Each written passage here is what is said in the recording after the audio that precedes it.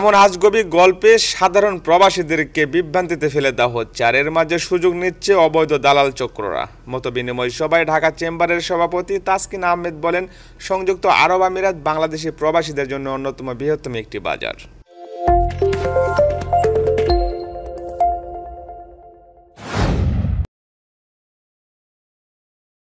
সুপ্রিয় দর্শকবিন্দু, আসসালামু আলাইকুম ওয়া রাহমাতুল্লাহি ওয়া বারাকাতুহু। সমস্ত প্রবাসীদের প্রতি শ্রদ্ধা রেখে আজকের এই ভিডিওটি আমি শুরু করতে যাচ্ছি। আজকে আমি আলোচনা করব বহুল আলোচিত সংযুক্ত আরব আমিরাতের বাংলাদেশের শ্রমকর্মী ভিসা নিয়ে। আজকের এই ভিডিওটিতে আমি দুবাইয়ের একেবারে সর্বশেষ আপডেট দেওয়ার চেষ্টা করব। কেউ বলছেন দুবাই ভিসা খুলেছে, কেউ বলছেন কোম্পানিতে লোক নিচ্ছে, আবার কেউ বলছেন বাংলাদেশিরা আর কখনো দুবাই যেতেই পারবে না।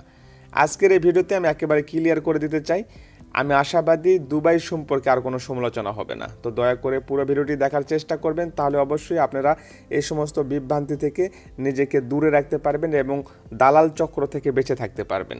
তো চলুন জেনে আসি, দুবাই ভিসা খোলা নাকি বন্ধ, কতটুকু সত্য। দুবাই ভিসা সম্পর্কে আমরা কম বেশি সবাই অবগত আছি। মধ্যপ্রাচ্যের মধ্যে দুবাইতে বাংলাদেশি প্রবাসীদের সংখ্যার দিক দিয়ে দ্বিতীয়তম অবস্থান আছে। প্রায় দীর্ঘ 12 বছর হয়ে গেছে আনুষ্ঠানিকভাবে ট্রাভেলসের মাধ্যমে কোনো কর্মী নিয়োগ করেনি দুবাই বাংলাদেশ থেকে। যুগের পর যুগ ধরেই বাংলাদেশের সাথে দুবাইয়ের সম্পর্ক ছিল সহোদরপূর্ণ। কিন্তু কেন এমন হলো এই সম্পর্ক, চলুন একটু ছোট্ট করে জেনে আসি।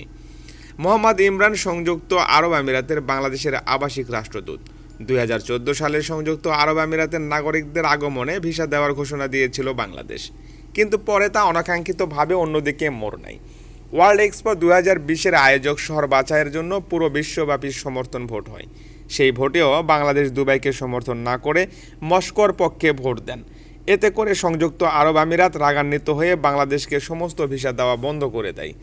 বাংলাদেশের সমর্থন ভোট ছাড়াও দুবাই শেষ পর্যন্ত আয়োজক শহর হিসাবে নির্বাচিত হয়।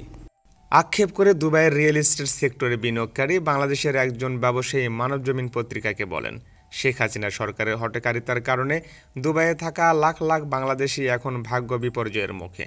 অথচ ওয়ার্ল্ড এক্সপো 2020-এর স্বাগতিক দেশ হিসাবে দুবাইকে সমর্থন দেওয়ার কারণে নেপাল 3 লাখ শ্রমিক পাঠানোর সুযোগ পেয়েছে দুবাইতে। এভাবেই দিনের পর দিন দুবাইয়ের সাথে বাংলাদেশের সহোদর সম্পর্ক হয়ে ওঠে জটিল। এখানেই শেষ নয়, আরও অনেক অনিয়ম ছিল বাংলাদেশ ইমিগ্রেশনে। মূলত জাল ভিসা, জাল পাসপোর্ট, বিভিন্ন বাংলাদেশি মালিকানা কোম্পানিতে প্রয়োজনের চাইতে অতিরিক্ত শ্রমিক নিয়োগ করা এবং সেই শ্রমিকদের সঠিকভাবে পরিচালনা না করা। এসব বিষয় নিয়ে আমিরাতের ইমিগ্রেশন বাংলাদেশের ইমিগ্রেশনকে কিছু শর্ত দিয়েছিল, কিন্তু বাংলাদেশের ইমিগ্রেশন সেই শর্তের কোনো বিষয় পূরণ করেননি বলে জানান দুবাই ইমিগ্রেশন কর্তৃপক্ষ। এদিকে দুবাই পুলিশ জানান, বাংলাদেশি প্রবাসীদের বেপরোয়ার কথা। 2014 সালে সামান্য জুতাকে কেন্দ্র করে বাংলাদেশি প্রবাসীদের দুই পক্ষের সংঘর্ষে নিহত হন 3 জন বাংলাদেশি। মেয়ে মানুষের দালালি, রাস্তার মোড়ে মোড়ে তাস দিয়ে জুয়া খেলা এবং আরও অনেক অপকর্মের সাথে বাংলাদেশি প্রবাসীরা জড়িত আছে বলে মন্তব্য করেন আমিরাতের পুলিশ সোর্স। সবকিছু হাতের নাগালের বাইরে গেলে 2022 সালে বাংলাদেশ এবং সংযুক্ত আরব আমিরাতের পারস্পরিক স্বার্থে দ্বিপাক্ষিক আলোচনা বৈঠক অনুষ্ঠিত হয়। এই বৈঠকে দুদেশের পারস্পরিক স্বার্থ সংশ্লিষ্ট বিষয় নিয়ে আলোচনা করা হয়। আনুষ্ঠানিকভাবে বাংলাদেশ থেকে কর্মী নিয়োগ করা না হলেও শুরু হয় ছোট ছোট কোম্পানিতে রিলেটিভ মানুষের মাধ্যমে কর্মী নিয়োগ। এভাবেই বেশ কিছুদিন চলে। বেশ কিছু কর্মী কাজের সন্ধান মেলে সংযুক্ত আরব আমিরাতে। 2024 সালে সরকার পতনে বৈষম্য বিরোধী আন্দোলনে বাংলাদেশের ছাত্রদের পাশাপাশি রাজপথে নামেন দুবাই অবস্থানরত বাংলাদেশি প্রবাসীরা। এতে করে দুবাই সরকারের আইন লঙ্ঘন হয়। সংযুক্ত আরব আমিরাতের আইন অনুযায়ী যথাযথ কর্তৃপক্ষের পূর্ব অনুমতি ছাড়া কোনো ধরনের সভা সমাবেশ করা বা স্লোগান দেওয়া নিষিদ্ধ। এই আইন লঙ্ঘন করাকে কেন্দ্র করে 57 জন বাংলাদেশিকে বিভিন্ন মেয়াদে কারাদণ্ড দিয়েছিলেন দেশটির আদালত। এদিকে বাংলাদেশের প্রধান উপদেষ্টা ডাক্তার মোহাম্মদ ইউনূস টেলিফোনের মাধ্যমে আমিরাতের প্রেসিডেন্ট শেখ মোহাম্মদ বিন জায়েদের সাথে কথা বলে সাজাপ্রাপ্ত 57 জন প্রবাসীকে সাধারণ ক্ষমার জন্য বিশেষ অনুরোধ করেন এবং 1 সপ্তাহের মধ্যে তা কার্যকর করা হয়। প্রধান উপদেষ্টা ডাক্তার ইউনূস বাংলাদেশের প্রধান চেয়ারে বসার বেশ কিছুদিন পরেই শুরু হয় ওয়ার্ল্ড গভর্নমেন্ট সামিট, আর সেই অনুষ্ঠানটি অনুষ্ঠিত হয় সংযুক্ত আরব আমিরাতে। প্রধান উপদেষ্টা ডাক্তার ইউনূস সেখানে অংশগ্রহণ করেন এবং এক ঢিলে 2 পাখি শিকার করার মতো ভূমিকা পালন করেন।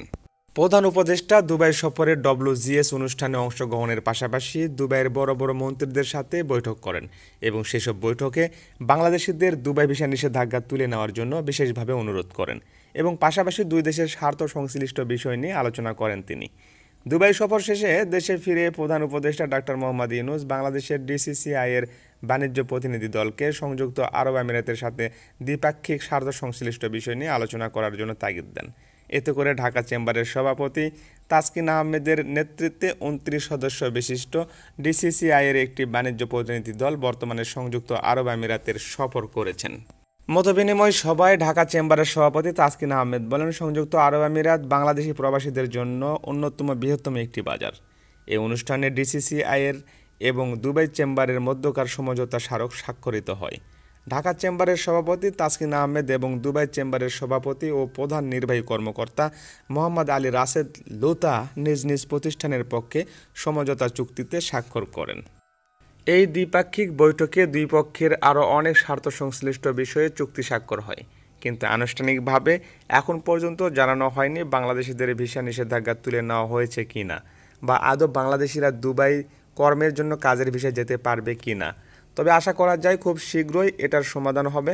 প্রধান উপদেষ্টা ডাক্তার মোহাম্মদ ইউনূস এমনটি আশাবাদ ব্যক্ত করেছেন। এমন কোনো বিভ্রান্তি ছড়াবেন না দয়া করে সাধারণ জনগণের মনে, যাতে করে দালাল চক্ররা সুযোগ পেয়ে সাধারণ জনগণের কাছ থেকে পাসপোর্ট এবং দুবাই যাওয়ার জন্য টাকা পয়সা জমা নিয়ে তাদের ক্ষতি সাধন করে। এমন অনেক দালালরাই কিন্তু ওত পেতে বসে আছে। দয়া করে যারা দুবাই যেতে ইচ্ছুক তারা এমন কোনো নিউজ দেখে বিভ্রান্তিতে পড়ে কোনো দালাল চক্রের ফাঁদে পা দিবেন না। তো আজকের মতো আমি এখান থেকে বিদায় নিচ্ছি। সকলে ভালো থাকবেন, সুস্থ থাকবেন এবং ভিডিওটি বেশি বেশি লাইক, কমেন্ট, শেয়ার করে অন্যদেরকে দেখার সুযোগ করে দিবেন। আসসালামু আলাইকুম ওয়া রাহমাতুল্লাহি ওয়া বারাকাতুহু।